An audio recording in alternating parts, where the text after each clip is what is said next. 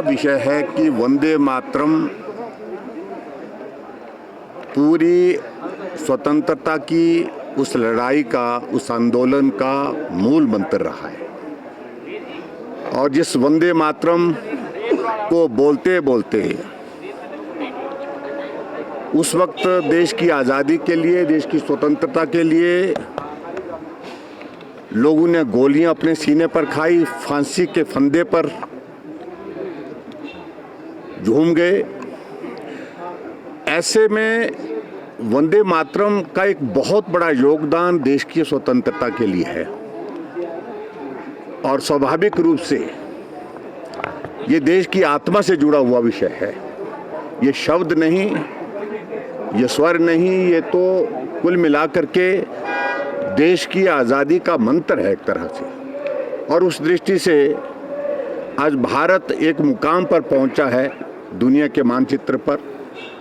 ऐसे में हम आगे बढ़ने की बात के साथ साथ पीछे जिन चीज़ों का योगदान इस देश की आज़ादी के लिए रहा है, अपना मूल, अपनी संस्कृति, अपना संस्कार और देश की आज़ादी के लिए जिन लोगों ने कुर्बानी दी है, उसको याद करने का भी ये समय है।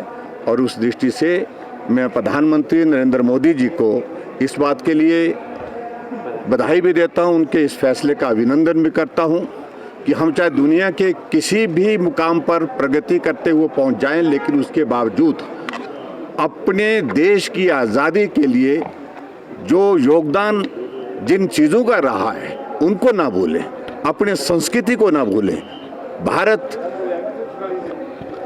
की संस्कृति को मजबूत करने के लिए जिस रूप में हम अपना योगदान दे सकते हैं, आने वाली जनरेशन तक ये स्मरण रहना चाहिए, याद रहना चाहिए। उस दृष्टि से एक ऐतिहासिक ये फैसला लिया गया है और मैं सभी उन वीर जवानों का, खासतौर से उस वक्त के ऐसे स्वतंत्रता के आंदोलन में जिन लोगों ने अपने जीवन की कुर्बानी दी है, उनको स्मरण करते हुए उनको श्रद्धांजलि देता हूं, उनको याद करता हूं, उनके योगदान को स्मरण करता हूं। सर, मुख्यमंत्री स्टेट का इसमें रोल है, केंद्र सरकार का कोई रोल नहीं है।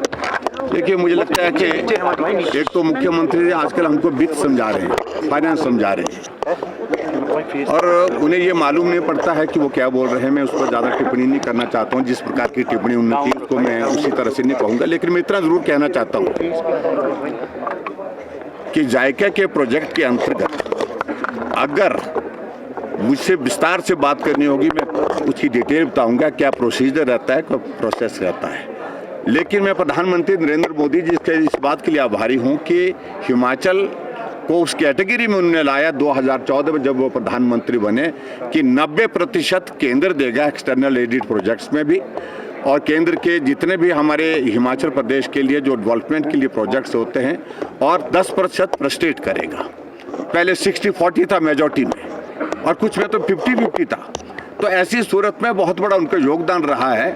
और अगर इसमें 90-10 की रेशो से अगर हिमाचल प्रदेश को जायका का प्रोजेक्ट अगर स्वीकृत हुआ है, तो उनको इस बात को स्वीकार करना चाहिए कि केंद्र सरकार ने हमको ये पैसा दिया है, और ये स्वीकार करना चाहिए कि इसमें केंद्र का अंश ज़्यादा है, 90% है, और उनको ये भी स्वीकार करना चाहिए केंद्र के सहयोग के बिना ये संभव नहीं था। सर, भाजपा विधायक उस पार्टी के बारे में क्या बोला जाए, जिस पार्टी का पिछले 12 महीने से अध्यक्ष के सिवाय कोई यूनिट है ही ना, प्रदेश की कार्यकारिणी है, ना जिला की है, ना मंडल की है।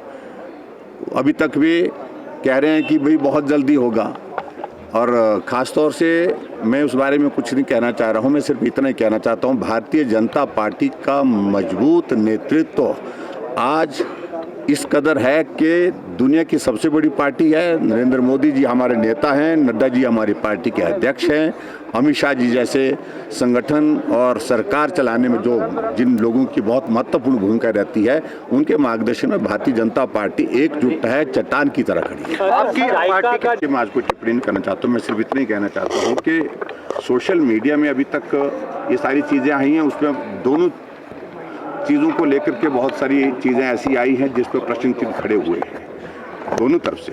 तो ऐसी सूरत में इन्वेस्टिगेशन का एक प्रोसेस होगा, उसके मुताबिक देखेंगे आगे क्या होगा।